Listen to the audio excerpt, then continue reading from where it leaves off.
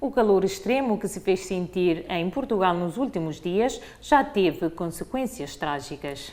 A Direção-Geral da Saúde confirmou a morte de 284 pessoas durante o recente período de alerta de tempo quente.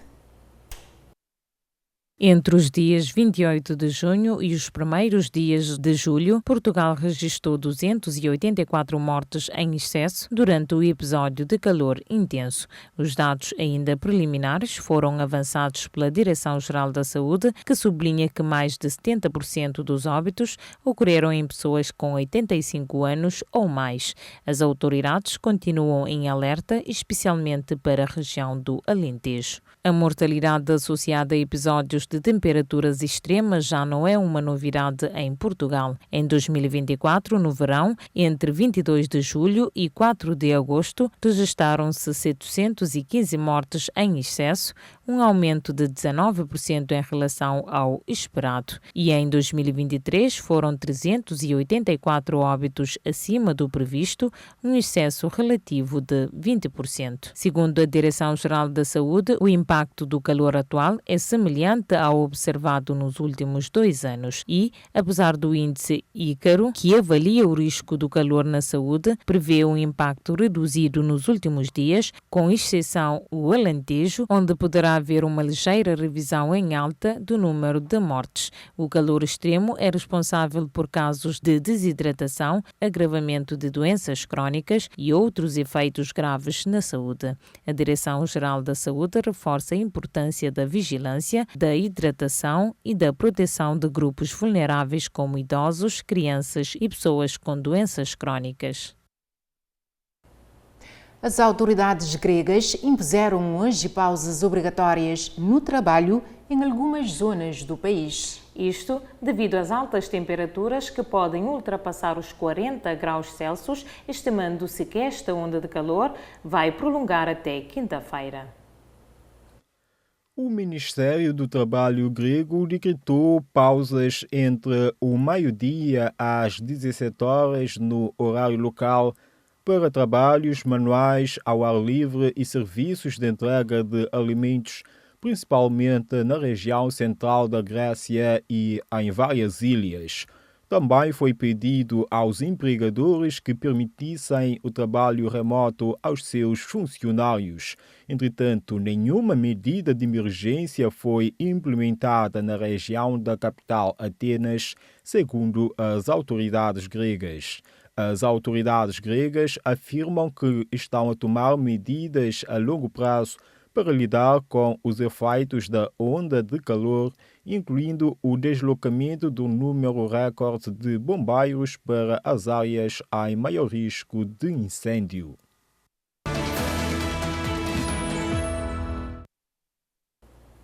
O ministro dos Transportes russo foi encontrado morto perto de Moscou, poucas horas depois de ter sido demitido pelo presidente Vladimir Putin. A imprensa russa avança que o governante terá morrido num aparente suicídio. De acordo com relatos da imprensa russa, uma arma foi encontrada perto do corpo de Roman Starovot, suspeitando-se que tenha sido um aparente suicídio. No entanto, nenhuma informação oficial sobre a causa da morte foi divulgada até o momento.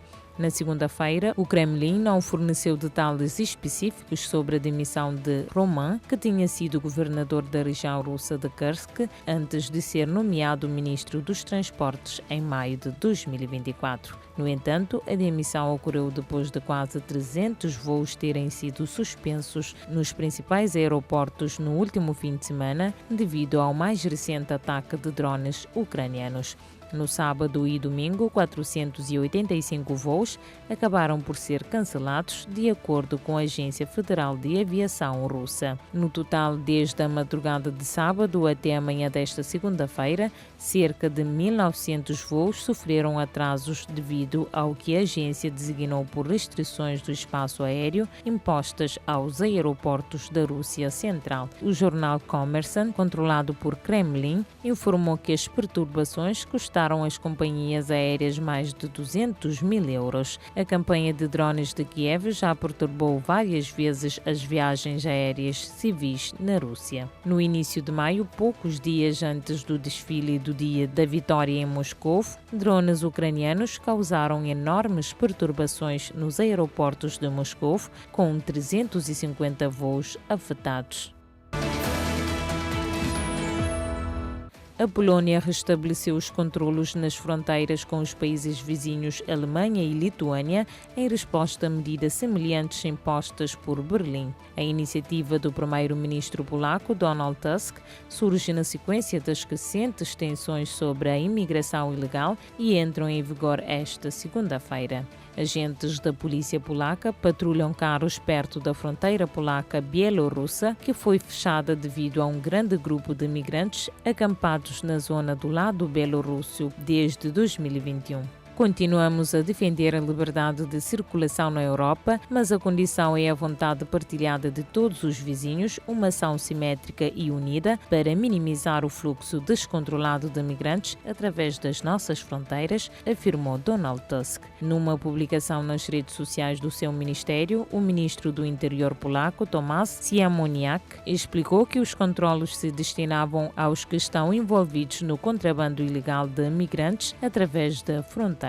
Os controlos reintroduzidos terão uma duração inicial de 30 dias e têm como alvo autocarros, mini-autocarros, carros com grande número de passageiros e veículos com vidros fumados, disse a porta-voz da Guarda Fronteiriça, a agência noticiosa PAP. A Alemanha e a Polónia, que partilham uma fronteira de 467 km, que permite aos cidadãos atravessar facilmente as fronteiras em trabalho ou lazer. Cerca de 10 mil pessoas precisam de ajuda alimentar no Afeganistão devido à crise agravada por catástrofes climáticas, alertou o Programa Alimentar Mundial. As famílias vulneráveis recebem farinha, óleo de cozinha, sementes e sal para ajudar a sobreviver durante 3 meses. Esta ajuda de emergência a curto prazo evita que mais pessoas caiam em níveis de emergência de insegurança alimentar no meio de uma escassez de fundos para enfrentar a crescente crise no centro da Ásia. A ONU alertou em várias ocasiões para a necessidade de aumentar o financiamento da resposta humanitária num país mergulhado numa crise cada vez maior desde a chegada ao poder dos talibãs em agosto de 2021, quando assumiram o controle na sequência da fuga do ex-presidente Ashraf Ghani. A China apelou aos países dos BRICS para que assumam um papel de liderança na reforma da governação a nível mundial. Durante a cimeira, o primeiro-ministro chinês defendeu uma nova abordagem internacional assente na justiça, solidariedade e inclusão. Durante a 17ª Cimeira dos BRICS, o primeiro-ministro chinês afirmou que as instituições multilaterais enfrentam sérios riscos num mundo em rápida transformação. Perante este cenário, o primeiro-ministro Li pediu aos países do bloco, que reúne Brasil, Rússia, Índia, China e África do Sul, que liderem a construção de um novo modelo de governação global. Na sua intervenção, o chefe do governo chinês destacou o valor contemporâneo da visão proposta por Xi Jinping, defendendo o diálogo entre civilizações, o respeito mútuo e a busca de consensos. De acordo com o mesmo, os BRICS devem atuar com independência e responsabilidade, colocando a moral e a justiça no centro das decisões internacionais. O governante anunciou ainda a criação de um centro de investigação China BRICS e um programa de bolsas para atrair talento nas áreas da indústria e telecomunicações. A cimeira, que decorre ao longo de 2 dias, terminou o primeiro dia com uma declaração de 126 pontos. Entre os temas abordados estão a guerra comercial iniciada pelos Estados Unidos da América, o agravamento dos conflitos no Médio Oriente e a necessidade urgente de reformar instituições como a ONU, o Fundo Monetário Internacional e o Banco Mundial. Uma rede criminosa que operava entre Portugal e Espanha foi desmantelada pela Polícia Nacional Espanhola. O grupo falsificou milhões de pilhas que seriam colocadas no mercado europeu, aproveitando-se do apagão que afetou a Península Ibérica. Foi em Uncler, na região de Toledo, na Espanha, que a Polícia Nacional desmantelou uma rede internacional de falsificação de pilhas. O grupo criminoso, formado por cidadãos de origem asiática, recebia pilhas falsas de Portugal e realizava a fase final de falsificação em 3 armazéns espanhóis. A operação, considerada a maior do género na Europa, terminou com 6 detidos e a apreensão de 3,5 milhões de pilhas adulteradas, além de palhetes de outros produtos contrafeitos. Segundo as autoridades, o grupo aproveitou-se do apagão que atingiu Portugal e Espanha no dia 28 de abril para iniciar a produção em massa. As pilhas eram revestidas e embaladas com maquinaria industrial sofisticada, simulando com perfeição marcas de renome. O inspetor-chefe da Polícia Nacional, José Luís Gomes Pidal, revelou que o esquema foi descoberto após as marcas originais identificarem uma queda na distribuição dos seus produtos.